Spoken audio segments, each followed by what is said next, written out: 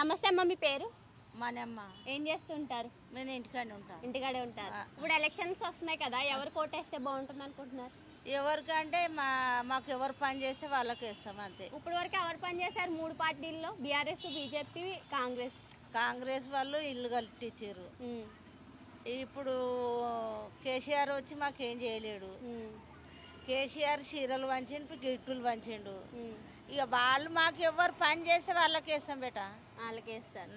అంటే మీకు ఎవరు పని చేశారని అనుకుంటున్నారు 3 పార్టీల్లో? ఇక ఇప్పటిదాకా ఇప్పుడు మాకు రోడ్లు కావాలి, అక్కడ బొందలగడ్డకు బోరింగ్ కావాలి, ఇంటి ఇంకా నాల మీద మాకు బిడ్జు పోయాలి. బిడ్జు పోసిన వాళ్ళకే మేము ఓటు, అంతవరకు. అంటే ఓటేస్తే గెలిచిన తర్వాత కదా చేస్తారు? చేస్తారు, అదే మాకు గట్టి పార్టీ కావాలి అంతే. ఏ పార్టీ గట్టిగా ఉంటుంది అంటారు? ఇక కాంగ్రెస్ వాళ్ళు చేస్తారా అని నమ్మకం ఉన్నది. ఎవరు వేస్తారు? బీజేపీ వాళ్ళు వస్తారా, కాంగ్రెస్ వాళ్ళు వస్తారా, ఈ బీఆర్ఎస్ వస్తుందా తెలియదు. మీ ఓటు ఎవరికి?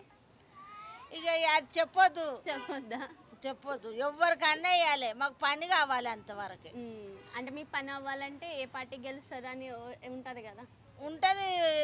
పట్టి చూస్తాము, బీజేపీని బట్టి చూస్తాము, కాంగ్రెస్ బట్టి చూస్తాము, అందరినీ చూస్తాము. చూసి ఎక్కడ వేయాలి, అమౌంట్ ఎక్కడ ఉంటే అక్కడ నొక్కుతాము అంతే.